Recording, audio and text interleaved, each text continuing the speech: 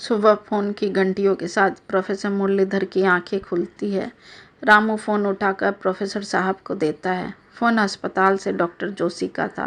Good morning doctor Joshi, कुछ urgent था क्या? सुबह सुबह आपने याद किया। लखनदेव बाबू तो ठीक है ना? दूसरी तरफ से डॉक्टर जोशी की आवाज़ आती है। गुड मॉर्निंग प्रोफेसर मुरलीधर, मरीज ठीक है पर मुझे उनके कुछ पुराने पेपर्स चाहिए थे, क्या आप ला के दे सकते हैं? जी डॉक्टर जोशी, कोशिश करता हूँ बस्ती के कुछ लोगों के साथ उनके घर में ढूंढने की, कुछ मिलता है तो मैं लेकर आता हूँ। ओके प्रोफेसर मुरलीधर, कहकर फ़ोन रख देते हैं doctor Joshi. Professor Muralidhar phone रख बाथरूम में नहाने चले जाते और जाते जाते रामू को कह जाते हैं कि नीचे जाकर गोपी और कुछ बस्ती वालों को संदेशा दे दे कि मैंने उन्हें याद किया है, तो जल्दी नीचे चाय की दुकान पर आके मिले। ठीक है साहब, आप जाइए, मैं कह कर आता हूँ, प्रोफेसर राम मुरलीधर कहता है और नीचे जाने लगता है। प्रोफेसर मुरलीधर आधा घंटे में नहा धोकर नाश्ता पानी कर नीचे उतरते हैं। पीछे पीछे रामू भी आता है। वहाँ पहले से ही बस्ती वाले इंतज़ार कर रहे थे। सभी बस्ती वाले प्रोफेसर साहब को राम राम कहते हैं। फिर गोपी उत्सुकता भरे स्वर से कहता है, क्या बात है साहब, यूँ सुबह सुबह याद किया आपने? कुछ ज़रूरी आन पड़ा क्या साहब? हाँ ज़रूरी ही है गोपी, वो अस्पताल से फ़ोन आया था। लखनदेव बाबू के कुछ पहले के पेपर चाहिए थे डॉक्टर जोशी को। अब मैं ठहरा नया इस बस्ती के लिए अकेले तो जा नहीं सकता, इसलिए आप लोगों को याद किया। चलिए सब मिलकर उनके बंगले पर चलकर ढूंढ लेते हैं। जी प्रोफेसर साहब, गोपी पूरे जोश भरे स्वर में कहते हुए प्रोफेसर मुरलीधर के पीछे पीछे चल पड़ता है, साथ में बस्ती वाले भी। बंगले के मुख्य द्वार पर पहुंचकर देखा तो पत्थर पर कुछ लिखा था, जिस पर धूल की एक परत जमी थी। गौर से देखने पर प्रोफेसर मुरलीधर को उसके नीचे आधी अधूरी अक्षरों में देवयानी निवास बंगला नंबर 13 लिखा हुआ दिखाई दिया। फिर गोपी और रामू उस लोहे नुमा दरवाजे को चढ़ के आवाज़ों के साथ खोलता है। सभी लोग प्रोफेसर मुरलीधर के साथ बंगले के अंदर प्रवेश करते हैं। बरामदे से होते हुए कमरे के अंदर जाते हैं प्रोफेसर मुरलीधर। उस कमरे की हालत देखकर ऐसा प्रतीत हो रहा था मानो कितने सालों से इस घर की सफाई नहीं हुई हो। चारों तरफ सिर्फ धूल, मकड़े के जाले, बदबू ऐसी कि कोई 1 मिनट सांस न ले पाए। जैसे तैसे मुंह पर रुमाल बांधकर प्रोफेसर मुरलीधर आगे बढ़ते हैं। कमरे के एक कोने में पड़े अलमारी को खोलकर पुराने कागजात ढूंढने लगते हैं। कुछ नहीं मिलने पर वो वहीं बिस्तर के पास सटे मेज पर अपनी निगाह डालते हैं। वहाँ उन्हें कुछ डायरी नुमा किताब और कुछ कागज़ दिखाई देते हैं। वो आगे बढ़कर उसे उठाने लगते हैं कि गोपी कहता है, रुकिए मालिक, बहुत गंदा है, मैं साफ़ किए देता हूँ, फिर आप देख लीजिए। गोपी मेज पर पड़े एक एक कागज़ को साफ़ करता है। साफ़ करते करते एक किताब से फ़ोटो और एक तह की हुई चिट्ठी नीचे गिर जाती है। गोपी उस फोटो और चिट्ठी को उठाकर प्रोफेसर मुरलीधर को ये कहते हुए देता है कि देखिए प्रोफेसर साहब, यही थी देवयानी मालकिन जो लखनदेव मालिक को 15 साल पहले छोड़कर पता नहीं कहाँ चली गई और आज तक किसी को कुछ पता नहीं चला कि वो गई कहाँ। गोपी उस फोटो और चिट्ठी को उठाकर प्रोफेसर मुरलीधर को ये कहते हुए देता है कि देखिए प्रोफेसर साहब, यही थी देवयानी मालकिन जो लखनदेव मालिक को 15 साल पहले छोड़कर पता नहीं कहाँ चली गई और आज तक किसी को कुछ पता नहीं चला कि वो कहाँ है। प्रोफेसर मुरलीधर उस फोटो और चिट्ठी को देखते हैं और जब उनकी निगाह फोटो पर पड़ती है तो वो एकदम दंग रह जाते हैं। ये तो देवयानी ही है, सच था मेरा अंदेशा। तो वो आदमी जमींदार बाबू लखनदेव ही थे, जिसकी वजह से मेरी देवयानी को क्या क्या नहीं झेलना पड़ा। खुद से ही प्रोफेसर मुरलीधर बातें करने लगे। चिट्ठी खोलकर देखा तो वह देवयानी की चिट्ठी थी जो आज से 25 साल पहले लिखी गई थी। सबकी निगाहों से उस फोटो और चिट्ठी को प्रोफेसर मुरलीधर छुपा कर रख लेते हैं।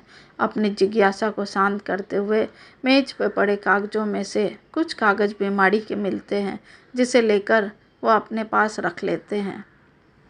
फिर प्रोफेसर मुरलीधर गोपी से कहते, ऐसा क्या हुआ था गोपी, जिसकी वजह से देवयानी मालकिन को ऐसा कठोर कदम उठाना पड़ा और तुम्हारे मालिक को छोड़कर सदा के लिए चली गई? प्रोफेसर साहब, ज़्यादा तो नहीं पता, पर हाँ, जब उनका 10 साल का बेटा इस दुनिया से अलविदा कह गया, उसके बाद कुछ दिनों बाद ही मालकिन हमेशा हमेशा के लिए लखनदेव मालिक को छोड़कर चली गई। वही तो था जिसकी वजह से मालकिन मालिक के साथ जी रही थी। पर तुझे ये सब इतने अच्छे से कैसे पता? तू काम करता था क्या यहाँ? प्रोफेसर मुरलीधर ने जानकारी प्राप्त करने हेतु पूछा।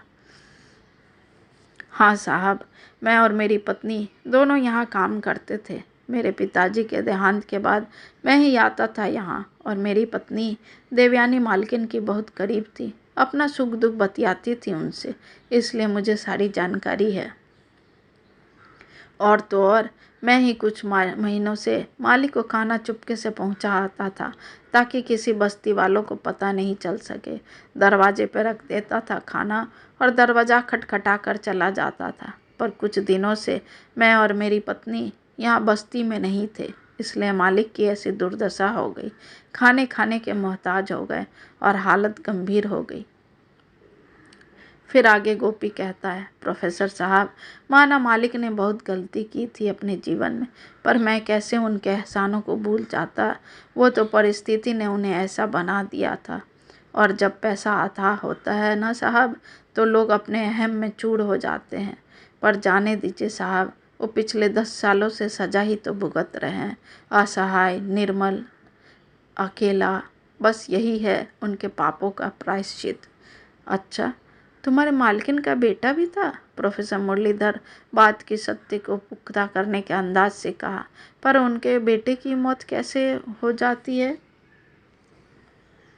ओ प्रोफेसर साहब, एक दिन पूरा परिवार किसी रमणीक स्थल पर एक दिन की छुट्टी मनाने जाते हैं। साथ में लखनदेव मालिक के कुछ शहरी दोस्त भी गए थे। दोपहर के समय झील के किनारे लखनदेव मालिक और उनके दोस्त खेल रहे थे। कुछ दूरी पर बच्चे भी अपने समूह में गेंद खेल रहे थे। तभी बच्चों का गेंद उस झील में चला जाता है। मालिक का 10 साल का बेटा पानी में गेंद निकालने की कोशिश करता है। इसी बीच उसका पैर फिसल जाता है और वो झील में गिर जाता है। झील की गहराई ज़्यादा होने की वजह से वो मासूम डूब जाता है, और जब तक दूसरे बच्चे लखनदेव मालिक को बुलाने जाते हैं, तब तक बहुत देर हो जाती है और उनका बच्चा सदा के लिए देवयानी मालकिन को छोड़कर चला जाता है। मालकिन को जब पता चलता है तो वो इसका दोषी मालिक को ही मानने लगती है, क्योंकि उन्होंने मना किया था कि बच्चों को झील के पास मत ले जाइए, इसे हमारे पास हम सब औरतों के साथ रहने दें। पर उन्होंने उनकी एक न सुने और अपने साथ लेकर चले गए। उस दिन के बाद मालिक और मालकिन के बीच कोई बातचीत नहीं होती थी। ये तो बहुत बुरा हुआ गोपी, तुम्हारी देवयानी मालकिन के साथ। प्रोफेसर मुरलीधर गोपी को बीच में टोकते हुए बोल पड़ते हैं। हाँ प्रोफेसर साहब, सब किस्मत का लिखा होता है। हम और आप कौन होते इसे बदलने वाले? गोपी मायूस होकर जवाब देता है। फिर सभी लोग देवयानी निवास से निकलकर बाहर गली के चौराहे की तरफ चलते चलते आते हैं। साथ में गोपी अपनी कहानी को भी आगे बढ़ाता है। सब फिर ध्यान मग्न होकर सुनने लगते हैं। फिर आगे गोपी कहता है, धीरे धीरे देवयानी मालकिन उदास रहने लगी, जैसे उनका मन जिंदगी से उचट गया हो। वो अक्सर मेरी पत्नी को कहा करती थी, अब मैं यहाँ नहीं रहना चाहती जानकी, मुझे सुकून चाहिए जहाँ मेरे मन को शांति प्राप्त हो सके। मैं थक गई हूँ जानकी, अब दम घुटता है इस 4 दीवारी में। अब बाकी रह ही क्या है? मेरे और तुम्हारे मालिक के दरमियाँ एक बच्चा था, जिसकी वजह से मेरा अस्तित्व था इस महल नुमा घर में। अब जब वो ही नहीं रहा, फिर इस रिश्ते में क्यों खुद को बांध कर रखूं? और फिर फूट फूट कर रो पड़ी थी देवयानी मालकिन। ऐसा लग रहा था जैसे भारी बारिश के बाद नदी अपना आपा खो बैठी है। और फलस्वरूप अपने बेग से बांध को तोड़ देती हैं। ठीक वैसे ही उस दिन देवयानी मालकिन के सब्र का बांध टूट गया था। जी भरकर रोई थी मालकिन, और वहीं उनकी अंतिम रात थी उस बंगले में। मालिक तो पहले से ही क्रूर हो गए थे। मुश्किल से 7 साल ही देवयानी मालकिन के चेहरे पर मुस्कान टिक पाई। उसके बाद तो हर दिन झगड़े लड़ाई। लखन देव मालिक अपने से ज़्यादा देवयानी मालकिन की प्रशंसा को बर्दाश्त नहीं कर पा रहे थे।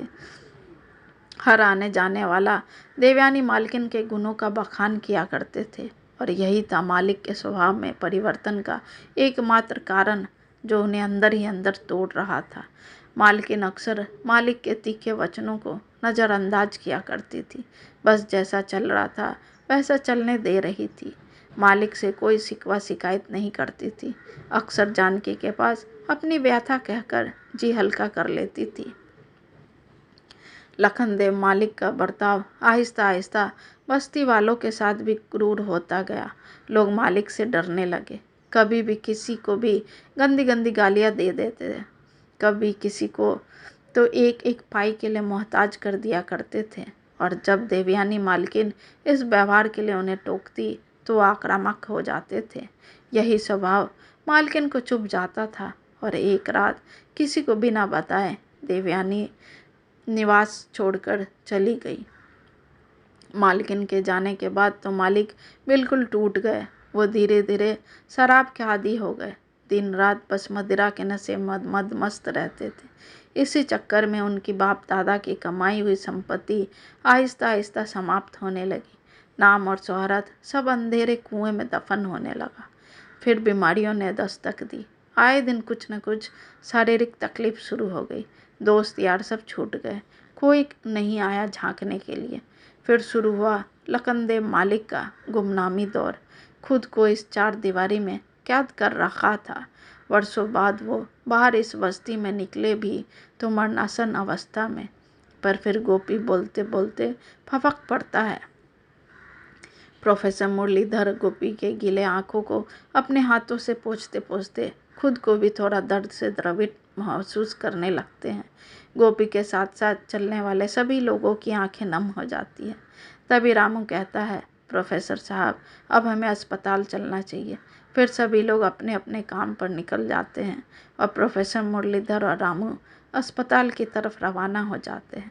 जाते जाते प्रोफेसर मुरलीधर गोपी को कहते जाते हैं, गोपी, तुम्हारे मालिक और मालकिन की कहानी बहुत दुखद थी। अस्पताल पहुंचकर प्रोफेसर मुरलीधर डॉक्टर जोशी से मिलते हैं, और वो पेपर जो अपने साथ लाए थे उन्हें देते हुए कहते हैं, क्या बात है डॉक्टर जोशी, लखन देव बाबू तो ठीक है ना? अब कैसी है तबीयत उनकी? क्या मिल सकते हैं उनसे? पुराने बीमारी के पेपर देखने के बाद डॉक्टर जोशी चिंतित स्वर में कहते हैं, प्रोफेसर मुरलीधर, फिलहाल तो ज़्यादा कुछ नहीं कह सकता, पर हालात कुछ अच्छे नहीं हैं। उनका शरीर कितनी जल्दी रिकवरी करता है ये उनके शरीर की आंतरिक क्षमता पर निर्भर करता है।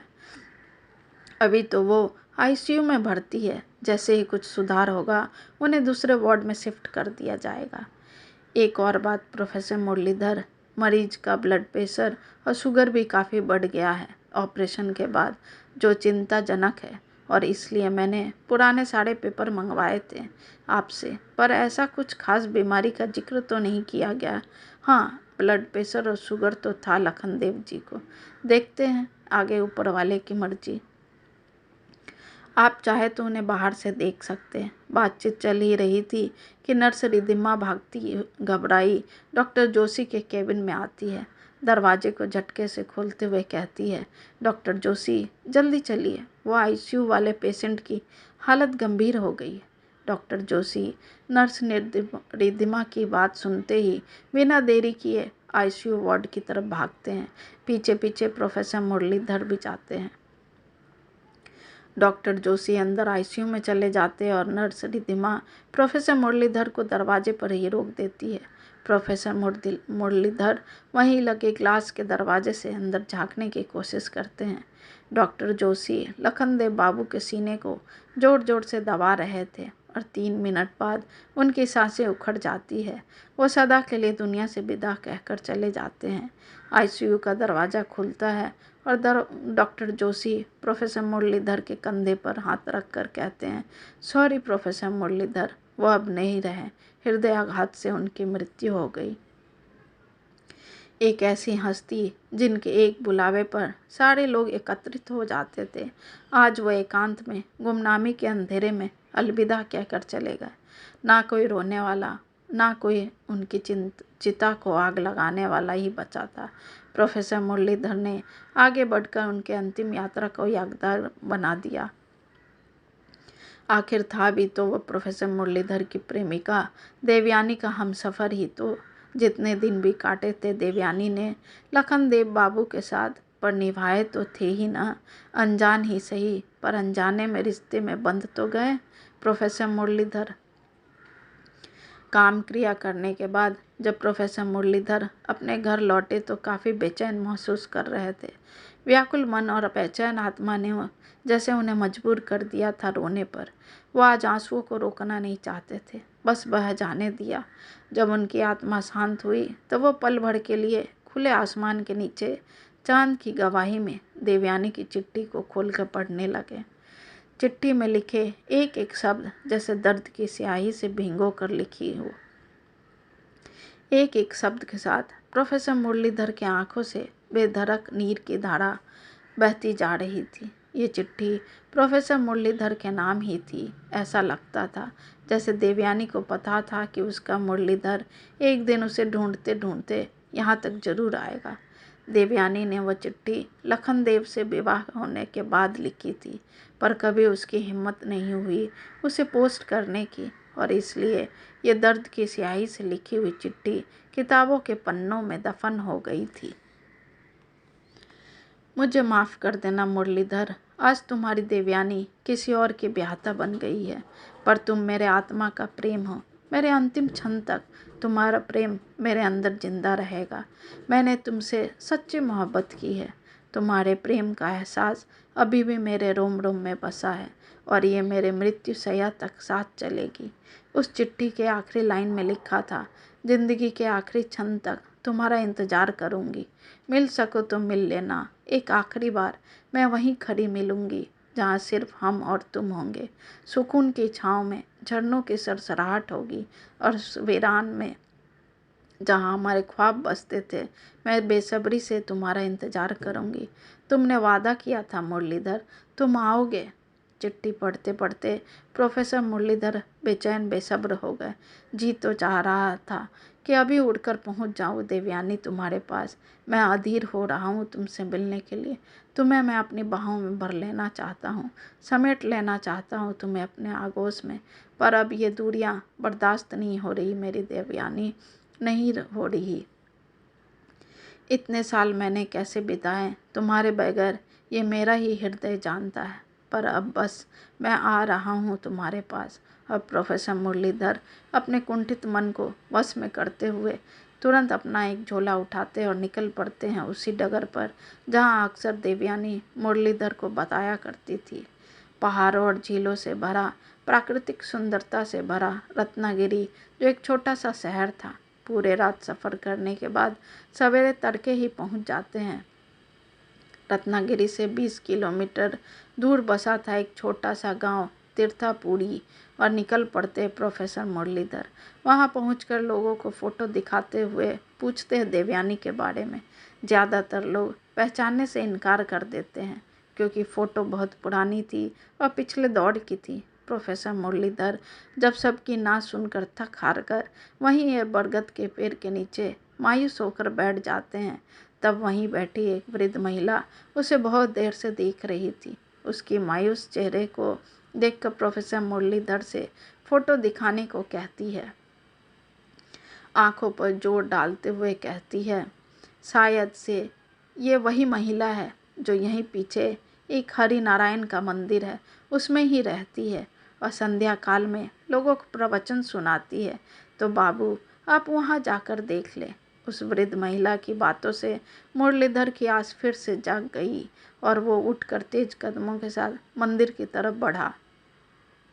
मंदिर की सीढ़ियों पर चढ़ते चढ़ते उसके दिल की धड़कनें भी बढ़ने लगी। मन में ढेरों सवाल। कैसे दिखती होगी? क्या पहचान पाएगी देवयानी?